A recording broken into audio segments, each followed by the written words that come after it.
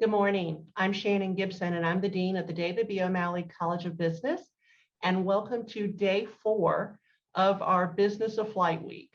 This morning, I'm thrilled to host a panel featuring Mr. Roger Smeltzer of Smeltzer Aviation and Mr. Kenny Dichter of Wheels Up fame. Good morning, gentlemen. How are you? Good morning. Good morning. Hi, Kenny. Hey, what's up, Roger? How are you? Wonderful. Great to see you. Yeah, great to see you too. So we had a lot of questions submitted by students and faculty. And so without further ado, I'm going to get started. Kenny, I'm a huge believer in the power of entrepreneurship as one of the most important drivers of our economy. And I also believe that successful entrepreneurs come to the table with a very unique mix of both talent and tenacity. Can you talk to us about your first foray into entrepreneurship, Alphabet City Sports Records? And in particular, how did you identify this as a real opportunity to pursue, and what drove your success there? Well, first off, let me thank you for being here. Just really appreciate it. And Roger, thanks for getting me set up on this panel. Entrepreneurship is, having a vision, evaluating everything that's going on there, having a vision and executing the vision. I would say, my first foray into my own businesses were much earlier than Alphabet City Sports Records. It was, taking a paper route where I had my mom as my backup and delivering newspapers and valet parking cars and being a busboy at restaurants. And again, all of those involved interaction with people, which led me to become a sociology major at University of Wisconsin, study of people, study of groups. And what I ended up doing early was I was in sports marketing, music, entertainment, built a business called Alphabet City Sports Records with a partner named Jesse Itzler. And we started the business in 95, 96. By 98, we were making sports records for professional sports teams. Our big record was a Chicago Bulls record. Thank goodness Michael Jordan was on the Bulls and led them to the 1996 NBA World Championship. We sold a lot of records around that. And we parlayed this sports record business, which had partnerships with the NBA, the NFL, MLB. So we had all the major leagues there. And we ultimately sold that business to SFX Entertainment in 1998, which became Live Nation. So I would say that I always say, if you can dream it, you can do it. A couple of young guys who started a little sports records business with one client, the New York Knicks. We ended up selling it to a public company that ultimately became Live Nation. So that was my first foray where we were able to take something from scratch and sell it to a big public company. What a huge success. That's amazing. So then you made an interesting and perhaps unexpected turn and went into aviation after this. Well, what motivated you to go into aviation, and what were the challenges? Well, it's simple. They actually were more connected than they probably seem on the cover. What does sports records and aviation have to do with one another? And I would say that my 2 years, 1998 to year 2000 at SFX, where we sold Alphabet City into, Jesse and I were able to fly on a lot of private aircraft with folks that had sold their business into SFX. One of them I spoke to yesterday, David Falk, who represented Michael Jordan. David's a great friend and a Wheels Up partner investor. We were flying privately. We were the two people in back of the plane, sort of in the last two seats. When people were hungry for chicken fingers or a salad, they looked back at Jesse and I. So we were kind of the stewards on our first private flights. But after 5 or 6 flights, we realized that, hey, we love the sports, marketing, music, record business, but hey, this private aviation thing, there's something about it. And we tracked down Richard Santulli, who in New Jersey, he was only 30, 40 miles away from us. We were in New York at the time, and we tracked down Santulli, who was the founder of NetJet, the pioneer of fractional ownership. And we convinced him that we could do a Starbucks card of private aviation called the Marquis Jet Card with him, and it would become something that would be really big. And sure enough, we shook hands with Richard and Warren Buffett, who owned NetJet at the time. He was a customer of Richard's, and ended up buying the whole company in 98. And we started Marquis Jet, which is our first foray into aviation. So talk to me about Tequila Avion. What was the attraction or thinking in going in that direction? Well, again, not far away from our core, which is at the point of Tequila Avion and its inception with my partner, who was chief marketing officer of Marquis Jet, Ken Austin. Avion in Spanish and French is airplane. So we didn't go far away from who we were at the core on the brand. I'm an entrepreneur through and through. We saw a niche in the tequila market, meaning that, or an opportunity. Patron was the absolute #1 dominant force. And, you know, brands number 2 through 85 in the premium level, they didn't even add up to what Patron was doing. So we said, if we could end up being in a top 3 or 4 position over time, that we'd be in great position. And sure enough, Avion, rocket ship start. We ended up getting an investment from Pernod Ricard, the second largest liquor company or spirits company in the world. And we sold the business to Pernod after 4 or 5 years of operating. So an incredibly fun ride. You know, my entrepreneurship is my business, but it's also my hobby. So the hobby became fun, it became big and became real. Ken Austin is one of the top entrepreneurs in the spirits business today. Partnered up with Conor McGregor and then The Rock on 2 new projects. Amazing to see people, you know, from my tree, my organization, my partners doing well. That's great. Kenny, Roger. I want to focus a little bit more on the operational aspects of Wheels Up, since I previously worked at NetJets and Beechcraft. So after you sold Marquis Jet Card concept to NetJets, what inspired you to start Wheels Up in 2013? That's a good question, Roger. And it was great working with you at these different stops. And, you know, for everybody out there, when we did come up with the Wheels Up concept, Roger was key in helping us think through the King Air order that we placed, a $1.4 billion order for King Airs and the maintenance associated with Textron to put ourselves in a Wheels Up business. But after the 10 years at Marquis Jet, working with Berkshire, working with great people, it's tough to get aviation out of your blood. You know, I signed my non-compete. I worked on the Avion tequila. I worked on a project called Juice Press, but really private aviation was in my blood. We thought that there was room in the market for a player that was going to focus on the entry level to start, which is what we did with Wheels Up. We came up with a membership model, you know, looking to be more Uber, Airbnb, Amazon than what NetJet, FlexJet, and VistaJet were trying to be, in my view, which was the Four Seasons, the Ritz, and the St. Regis. So we thought that there was a technology play, a membership play, an asset light play where Wheels Up could live. Nobody had put the King Air, one of the most manufactured airplanes after the 737, into fleet usage, the way that, you know, in Part 135. So we were the first there. And we built from August 2013, you know, for the first couple of years, a King Air membership program that ultimately morphed into XLs and 10s. And after the 4 or 5 acquisitions we've done in the last 24 months, including Delta Private Jet, Mountain, Gamma, TMC, and Avianis, we then became the everything store. You could go from King Air all the way up to the Falcon, the Gulfstream, and the Global products. So now we can do anything. And Air Partner, which we announced, we're hoping that we close that in the next couple of days.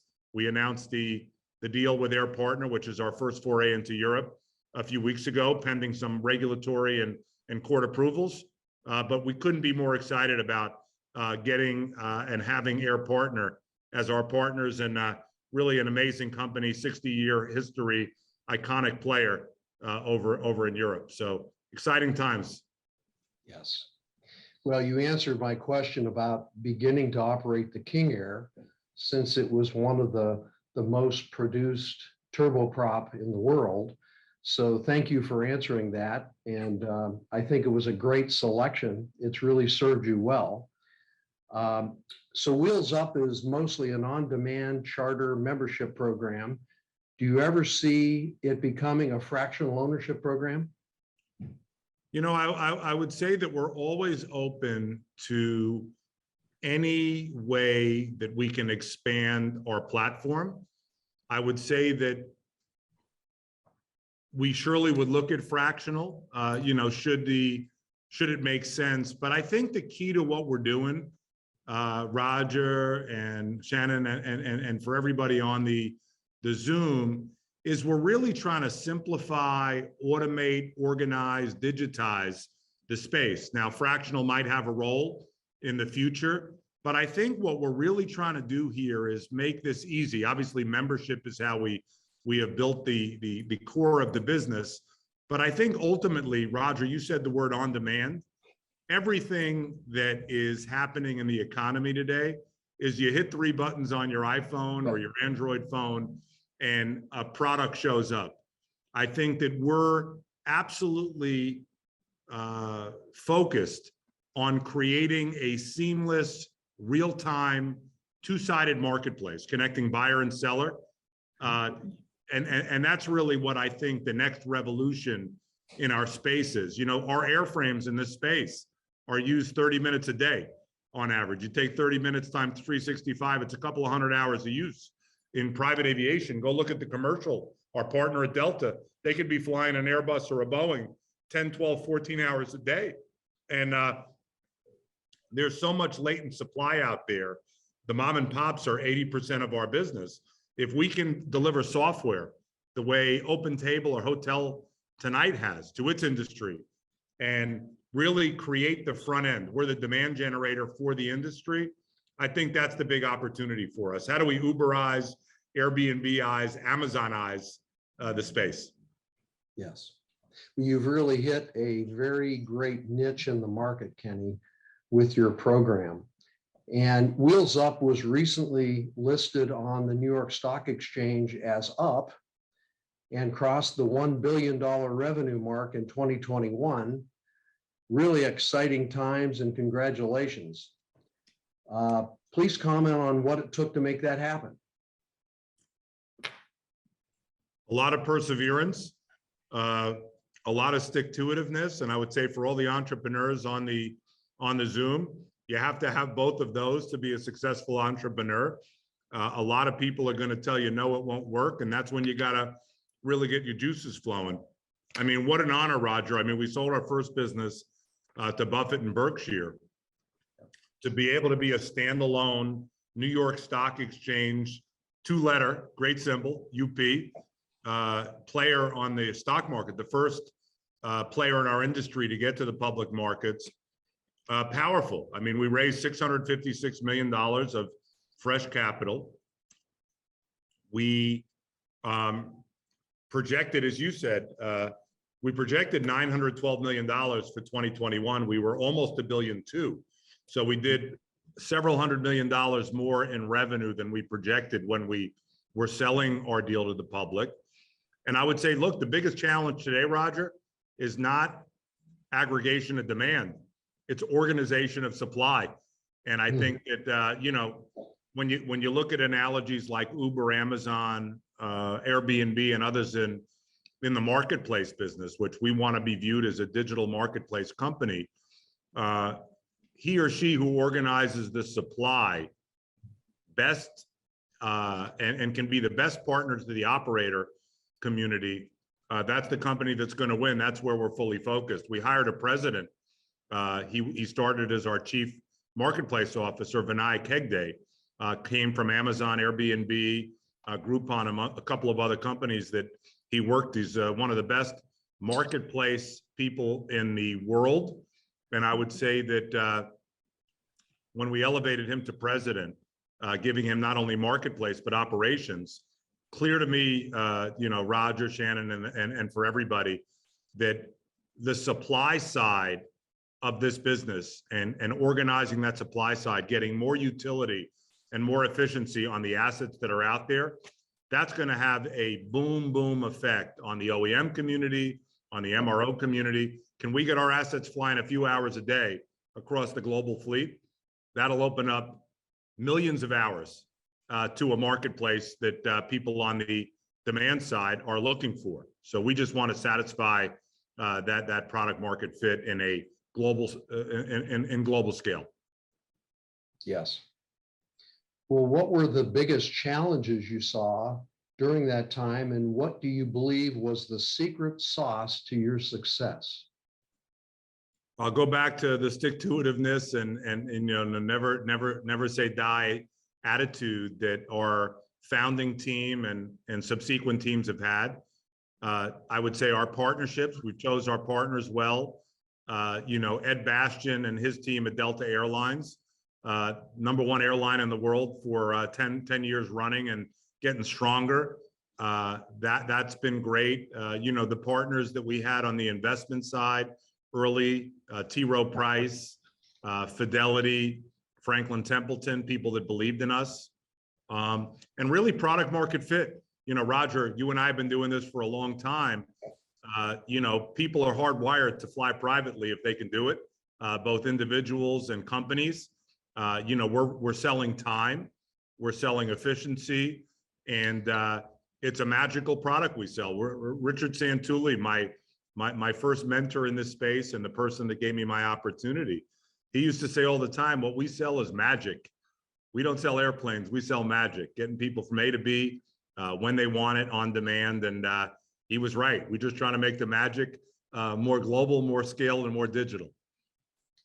Yes, sir. Where do you see Wheels Up 10 years from now? 10 years from now? Mhm. I think that we've wired up the global supply network, that everybody who has an airplane that wants to put it out for charter, they're using us in a way that anybody that's got a second or third home, or even a second or third bedroom, the way that Airbnb is the dominant player in that space, that we see ourselves 10 years from now doing that at global scale and having the, you know, sort of a winner take most position in that marketplace that we're creating and we're leading. I would say, I think that Wheels Up also is in adjacent businesses. We talked about this when we sold the public offering. Are we in the boat business from 20, 30 feet and up?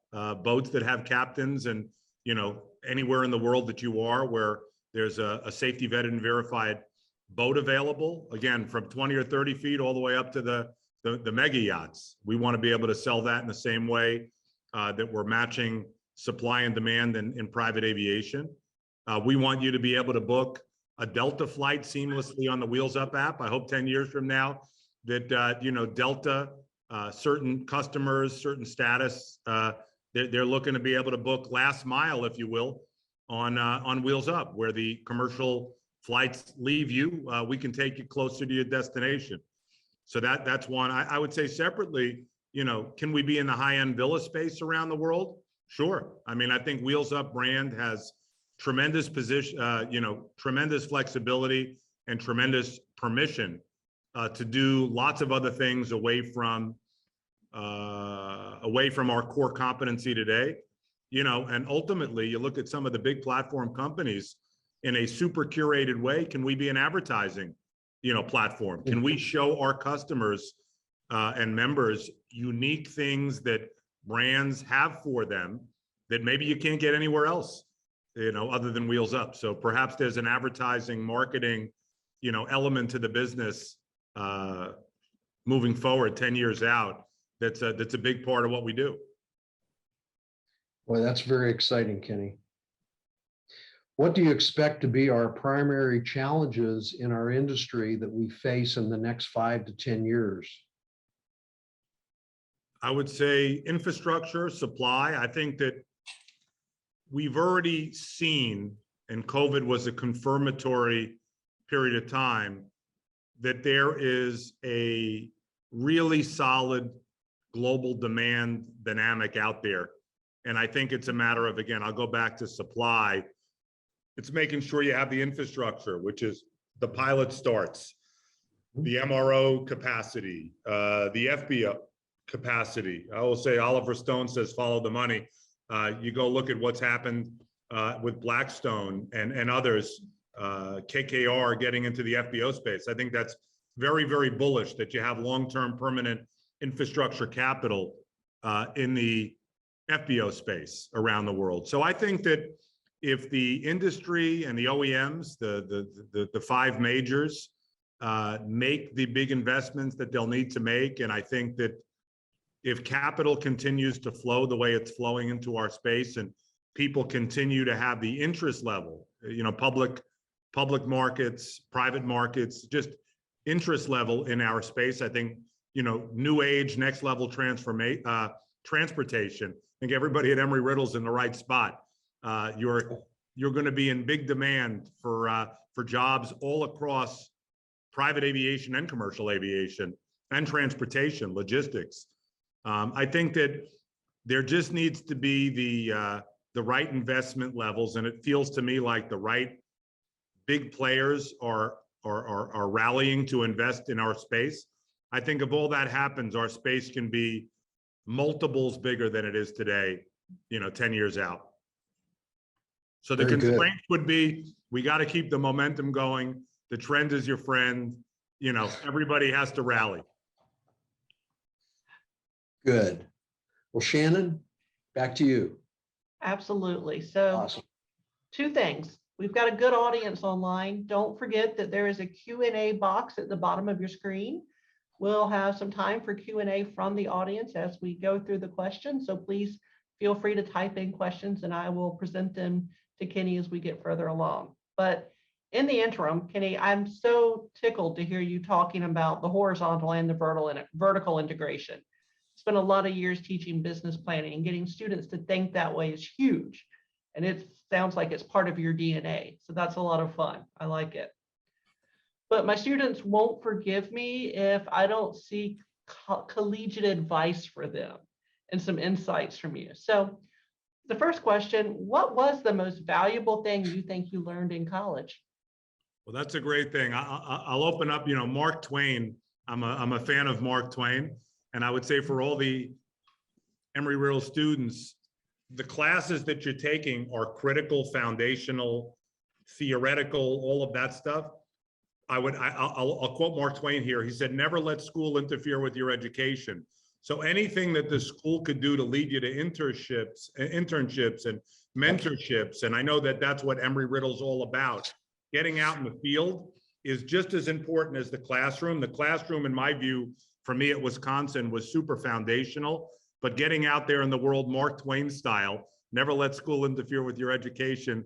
I always like to say that, because I think that there's a big piece of being at Embry-Riddle, or in my case, being at Wisconsin, that really sets the tone and sets the foundation and gives you a tremendous amount of theoretical stuff, but there's nothing like putting it in motion in the field. So I would encourage, and I know it's a big part of Embry-Riddle's philosophy, get out there in the businesses that are in our space early and often, and get to know people and find a mentor in an area that you may be interested in. And learning isn't just about the 6 or 7 or 8 hours a day that you're in the school. It's 24 hours a day if you want it to be that. And I would encourage everybody to learn for all their waking hours. So I would say in college, it was more about time management. It was about meeting some great professors. It was about networking. There's a lot of people that I'm in business with today that I met between the ages of 18 and 22. So I think that there's an incredible advantage for you folks, and really for me. It took me 5 years and 5 summers to get my degree at Wisconsin in sociology, but in a certain way I did graduate, but I never left. I'm still involved in a lot of alumni efforts. I'm involved with the athletic department over there. And maybe most important, I'm involved with the admissions office on a program that we call Fly High, that is chartered to create more diversity on campus. So I think in a certain way, there's an opportunity crisis. Everybody should have a great opportunity. I partnered with Andre Phillips, who runs admissions at University of Wisconsin, and we have a program called Fly High that's now raising a few $1 million a year. We started out a few 100,000, now a few million, but it's to amp up diversity on the Wisconsin campus. And maybe after Wisconsin, we go do what we're doing at Wheels Up and try to make a global initiative. I appreciate that, Kenny, because one of the things we focus here on at Embry-Riddle is exactly the same thing. Yeah, I know that, and I think it's the right thing. The aviation industry has so much room and opportunity for growth, but if we don't get everyone in, we're never going to reach that opportunity. So it's a And big we deal. I partnered with Stephanie Chung, who could be the top woman Black executive in our space. She was president of Jet Suite. We partnered over here. She's our chief growth officer, working on diversity internally at Wheels Up, but more important, externally. Pilots. She's on several committees at the MBAA, and an unbelievable partner who breathes and represents diversity. And she's just an unbelievable, terrific partner that is doing exactly what you just mentioned, Shannon. She's beating the drum for the industry. I'm glad to hear it. And I've interacted with her. She's amazing. Yes. The NBA and the women in aviation groups are absolutely on top of this, but we need the support of executives like you. So thank you. It's really important. Thank you. If you could give your younger self advice, what would it be? I think I go simple for that one. 3 T's. So the Kenny today, 54 years old, father of 3 beautiful daughters, married to his high school, college sweetheart. I would give myself very simple advice. I said 3 T's, Kenny. If I was talking 54-year-old Kenny D to 24-year-old Kenny D, I would say 3 T's. Things take time. That's it. Things take time. You got to be patient. And I think for everybody out there on the Zoom, if you lay your plan down, I would just say it's always the 3 T's. Things take time. Let the play develop. Patience is not a virtue many of us develop the way we should. I like that. It's a hard one. It's hard, but again, like I said, if you have a plan and you're going to execute that plan, let the plan happen. Let the plan unfold. Like I said, a lot of young people, the 3 T's, it's tough for young people and a young Kenny Dichter it would have been difficult for a young Kenny Dichter to fully understand that. But I think to the extent that if you do the right thing, things take time and then they work themselves out. I like that. That actually is a really good segue to a question from the audience. So I'm going to bring that in at this point. Good. Dr. Gushva, one of my faculty, wants your thoughts on the developments in urban air mobility and whether or not that's a space you'll be looking to enter as well. Well, I'll answer it the same way maybe you set me up there. I'd say 3 T's: urban air mobility. Things take time. I think there was a lot of excitement, and I think it's well channeled and well-intended excitement. Roger, I'm going to ask Roger my first question here in a minute. So Roger, I'll let you prepare. There's been a lot of optimism. There's been a lot of futurism in our market regarding urban air mobility, namely electric powered urban air mobility. We made an announcement with Scott Donnelly and Textron saying that we were going to, sort of co-develop, co-think about what that looks like moving forward. We're in the VTOL business. We have partners, safety vetted and verified, that use Textron, Bell, VTOL, and certain other manufacturers, but namely Textron. I believe that a company like Textron that's done vertical takeoff for the military, they're best positioned, if you ask me, to create something that's certifiable, that regulators will buy into. I do think some of these startups are super exciting, but I would say 3 T's. I think that the actual usage, and we will be in the space, we have the customers. So whoever has the vehicle that can fly people certified and really at the right pricing, and city to country and airport to city, we'll be in that business. But I think that if you asked me if 2024 which is where I think a lot of the companies in the space several years ago said that the commercial usage was going to be happening in our space with the urban mobility, electrified urban mobility. I believe it's closer to 2030 when these things will become, viable. And again, this is one person's opinion, just who attends all of the conferences and speaks to all of the entrepreneurs and all of the regulators. I think that it's further out than very similar to self-driving cars. When are we going to have fully autonomous vehicles and trucks on the road with mixed in with driving, with human drivers? I would guess, again, end of the decade, versus some of the projections that were out there. Roger, I'd love to hear your take on timing and action here. I'm hoping, because we're all focused on ESG, that if this can be better for the environment. And by the way, Textron made a great acquisition in the electric airplane business just very recently. And I'm all for all of these new technologies. I just don't know the when. But the good news is we'll be in position when the when happens. Roger. Well, Kenny, I'm totally aligned with you. And as I've been approached by students here at the university this week, I've said the same thing. We don't have the infrastructure in place. We don't have the technology ready yet. And I believe it's the end of the decade before this happens. Battery technology is not there yet. I'm not ready to get in an all-electric airplane because I'm not sure where it's going to go.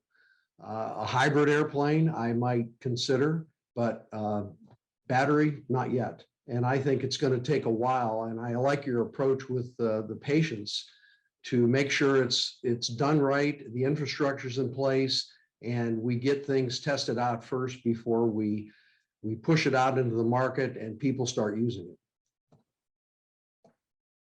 Roger, you and I are aligned. We are, definitely, Kenny. Kenny, your answer to that question made me think of another question, and it relates back to something we were just discussing. Many of the startup entrees into this urban air model are utilizing SPACs as a means of financing, raising funding to go forward. You didn't do that with Wheels Up. Was it something you considered, and why did it not happen? Well, I would tell you, we were looking at traditional IPO, and ultimately, Shannon, we did choose a SPAC. We did choose a SPAC to go, but we chose it in a different way than others. We didn't pick a financial sponsor, which is why it's a good thing that people wouldn't associate us with a SPAC per se. We chose partners at LVMH, former executives there, Ravi Chakran, El Cataton. We chose partners there, and we went and did a public offering. We had, again, T. Rowe, Fidelity, and Franklin Templeton in, Jefferies, Morgan Stanley, Goldman Sachs, Credit Suisse, helped us think through it.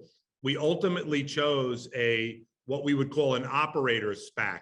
So it wasn't a financial sort of SPAC traditional. It was with people that understood brand and understood Europe and understood Asia and understood partnership. And the companies that chose to go the operator SPAC route, I think over time are going to have different outcomes than just maybe financially backed SPACs. And I think the data supports that, because we're getting, sort of great insights, if you will, from Ravi and from Scott over at El Cat about what's going on in the world.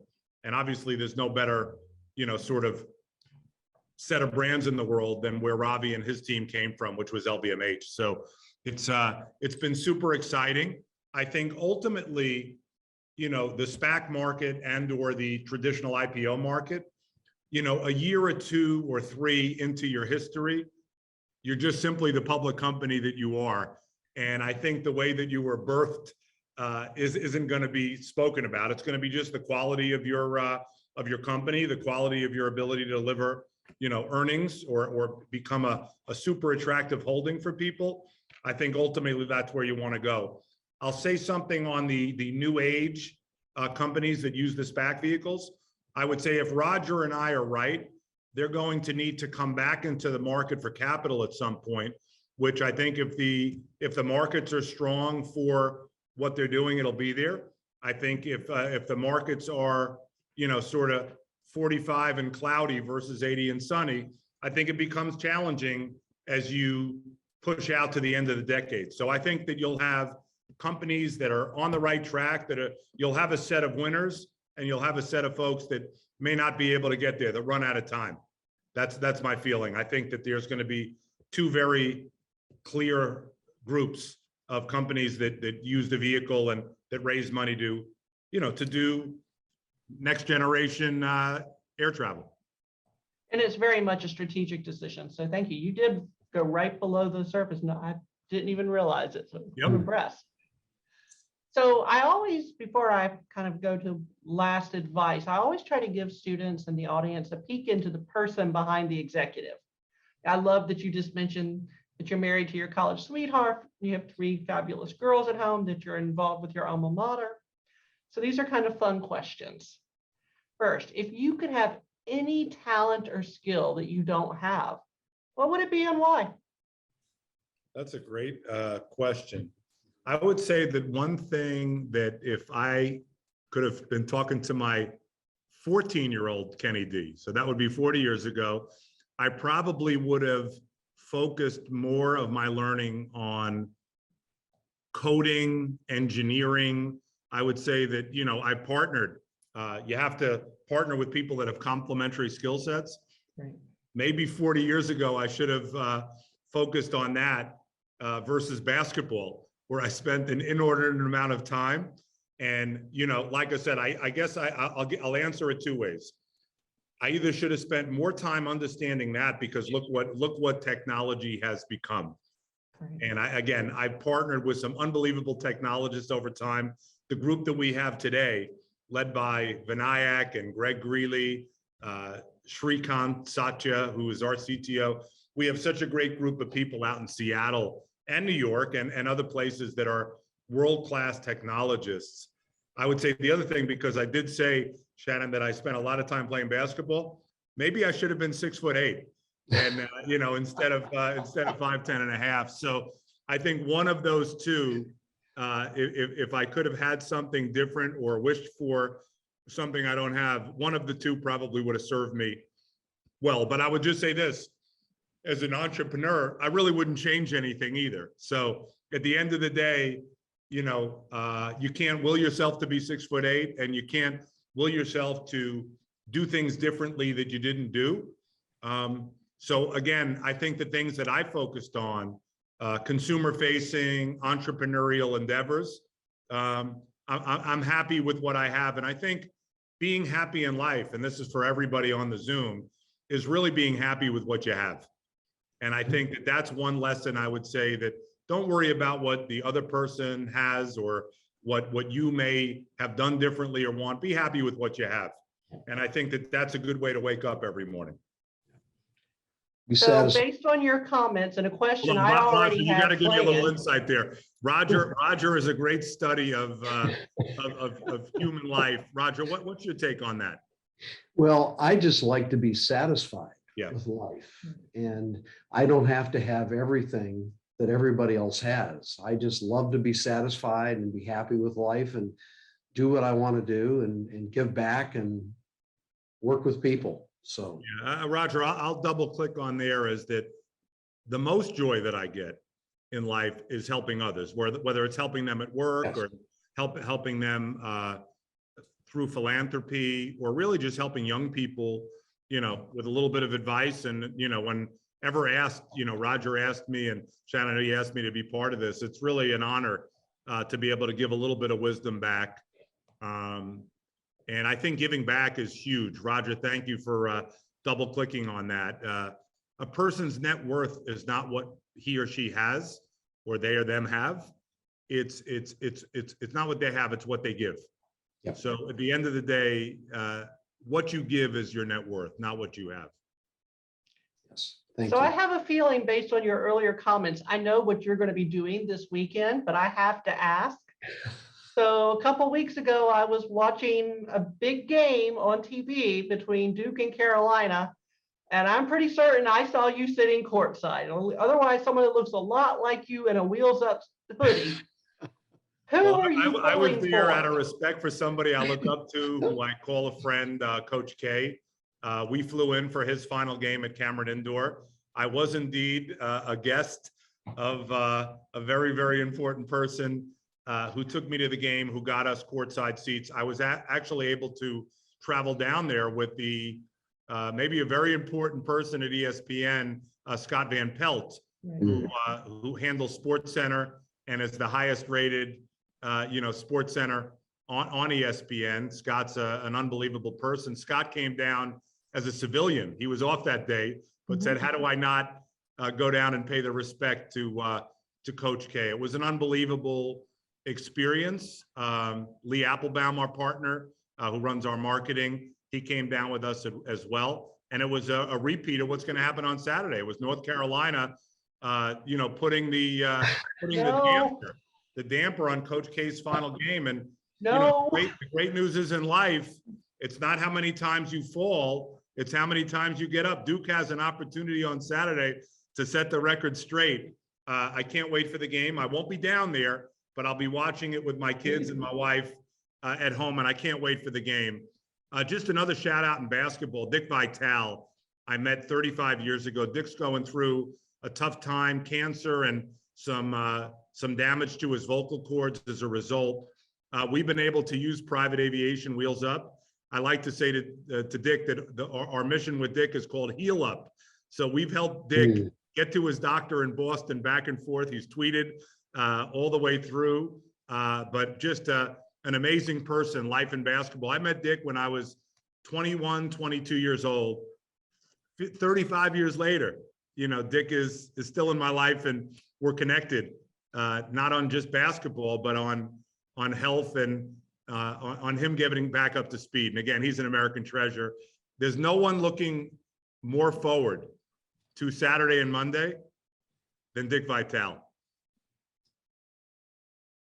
A great private flyer. Yeah. That's awesome. We have a question from the audience here. Sam would like you to speak, and you've been talking about this in so many ways, but specifically speak to how you managed to find work-life balance given your career. I don't know if I said that I found work-life balance, but I think that the answer to the question is we're all seeking it. I think being an entrepreneur, you put yourself in a very tough spot for work-life balance, because ultimately, like a painting, a white canvas or an unfinished canvas, your work is never done as an entrepreneur, right? When you think the painting is done, you got a lot more to do, a new adjacency, a new this, a new that, new technology. So I would say that one of the big challenges for me as a person, a human, an entrepreneur, is that work-life balance. I think that my family is the best thing that I've ever accomplished. And, to spend time with my wife and kids, even if it's dinner every night, or, being able to travel with them, or, that kind of stuff, you have to make the time. The other thing you got to make the time for, and Roger will back this up, as we get older. I mean, I wish I started this a little bit earlier. Just taking an hour and a half to walk, to work out a little bit, to jump on a bike, to swim. You got to do that every day, or at least 5-6 days a week, to keep your work-life balance in order. But I would say, as an entrepreneur, anybody at Embry-Riddle that's going that direction, you will have a lifelong struggle with work-life balance. Roger? Well, you're right, Kenny, and it's hard to do, especially with what we have today and with all the social media and all the things we have to select from, but we have to put it in our lives or it gets out of hand. And by the way, my favorite number has changed from 33 to 8760. I want you to know, and that's because of you. And Marcia says hi. I love that, and thank you. You're welcome. 8760 is a Wheels Up, very important number. 24 hours a day times 365 days a year gives you 8,760 hours in a year. And that's how we roll. That's how we take care of our members. That's how we roll. By the way, work-life balance, 8760 is not a good number.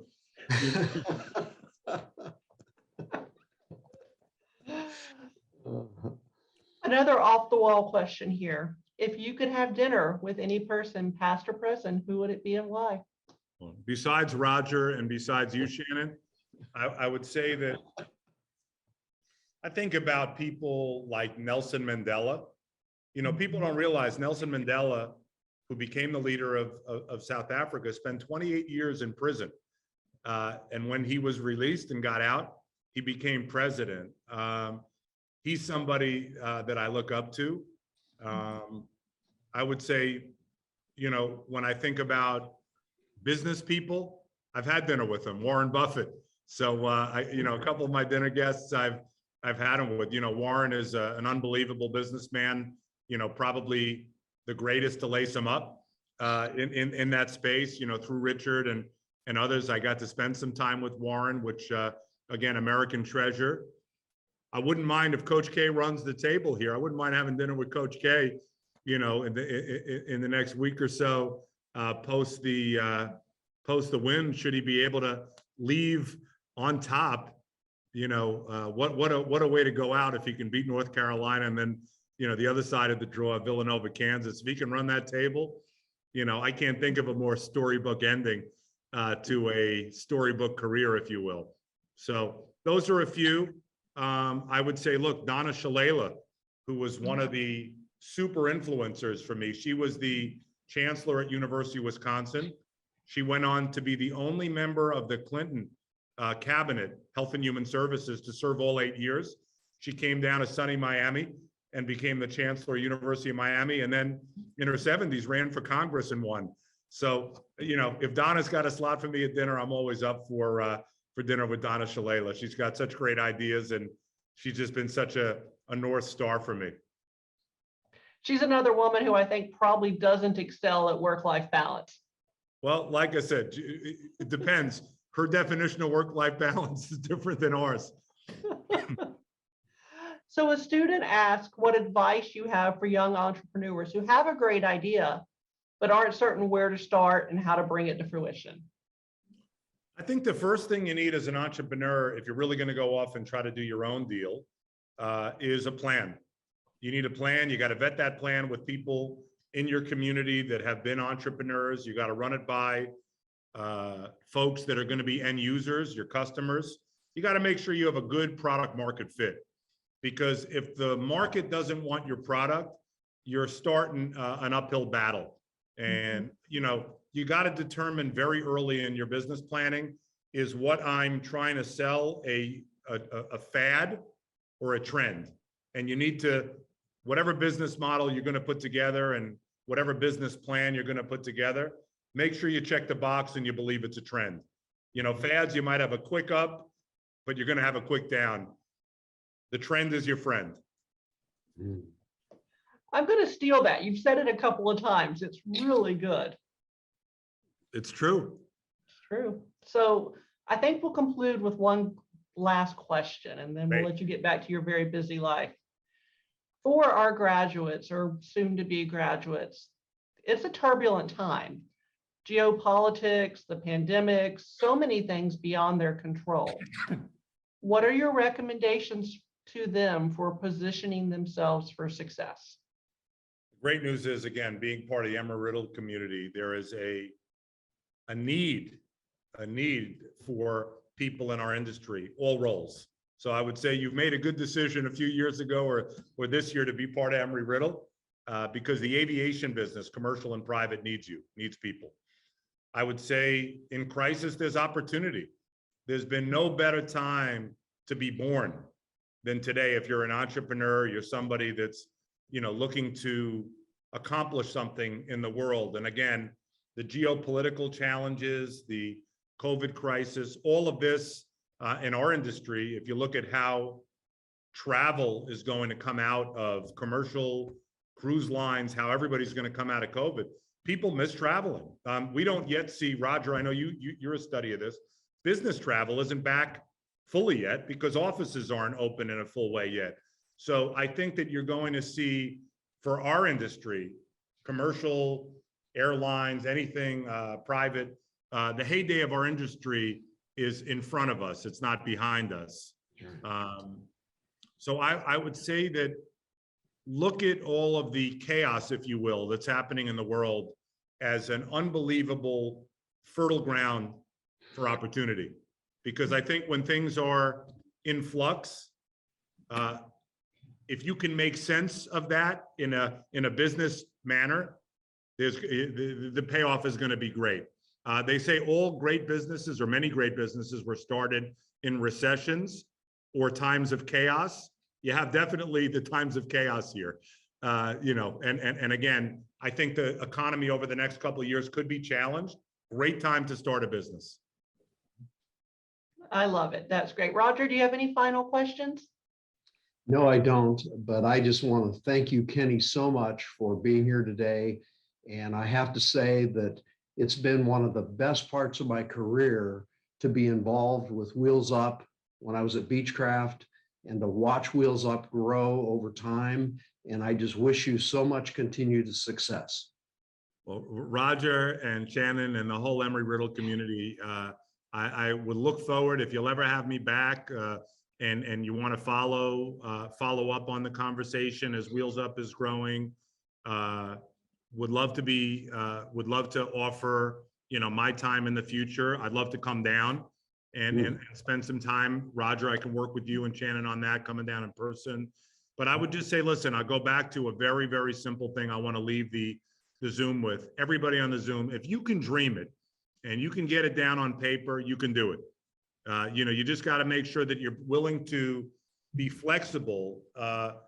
Going from A to B or A to B to C, it's never a straight line.